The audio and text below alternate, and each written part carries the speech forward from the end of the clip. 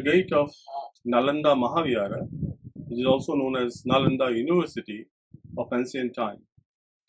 This university came into existence at the time of Kumaragupta to 422 AD, and it sustained itself, flourished itself, developed itself, disseminating knowledge and different other streams of learning till 1200 AD, patronized by Pala kings of East India.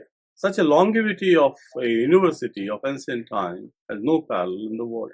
The subjects which were taught in this university has a vast array. We find that from astrology, from metaphysics, from grammar, from medicine, from metallurgy, from pedagogy, and various other sub-streams are taught here by scholars of repute.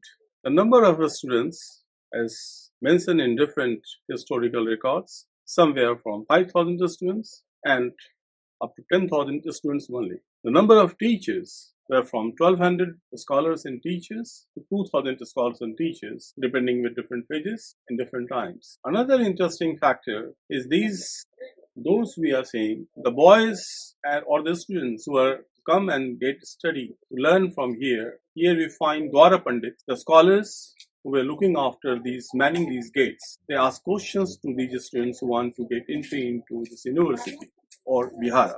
They will ask questions from different disciplines, and they find eligible and knowledgeable enough. Then they were given entry to become part of this university and get education for a long, long time.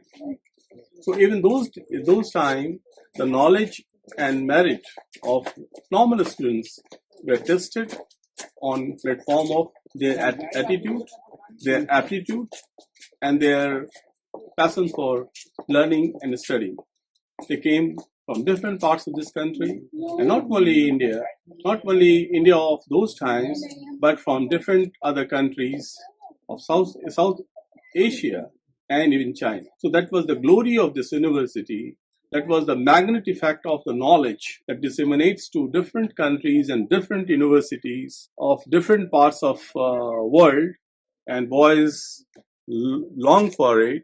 They come taking all the pains to become part of this university and to study here. Another very important feature of how this big university sustained itself for such a long period. Then you find what role a policy maker, the patron, the people who were governing in this area, what role they can play to knowledge, what role they can play for education and learning for normal citizens or for their subjects, even in the ancient times and even today, which is very important for a good governance, which people are claiming for, the political masters claim for even today. That policy making can make a big change, a fundamental change in the perception and learning of even common citizens and subjects. This university was patronized by the rulers of that 800 years, almost 700 to 800 years, and different rulers provided different villages, number of villages, and the revenue of those villages, which start from 50 village and goes up to 200 villages of the time, only to the university. So university sustained itself, flourished itself, and provided huge variety of knowledge, a spectrum of knowledge, and actually formats knowledge itself for such a long time. Another major feature of this university is the quality of books and number of books in this Mahavihara, Nalanda Mahavihara, which was said to be one of the biggest library of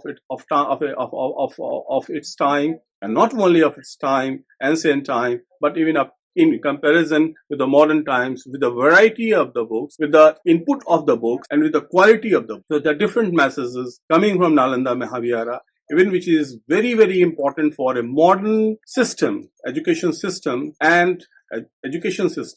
to learn, to imitate, and to provide a new framework of education for millions of students and kids, which hanker even today for modern learning and learning itself, which this Nalanda Mahavihara can show a path. So we are entering into Nalanda Mahavihara and seeing different parts of it, how it was functional in those times, how those number of boys were living here and staying and learning, and then become a scholar, disseminates knowledge of a very profound kind there. Another feature which is very important, which must be mentioned, that universities are seat of knowledge, and they nurture the students, they nurture knowledge, and these students and knowledge which develop itself brings different technology, different knowledge in different disciplines like medicines, like in astrology, like in different dimensions, metaphysics, philosophy, which enriches the humanity, which enriches the human different needs of the human society. Best example modern examples we can cite is Oxford University, Cambridge University, Stanford University, Harvard University, which provided different technology forums and knowledge forums to the world. Thank you.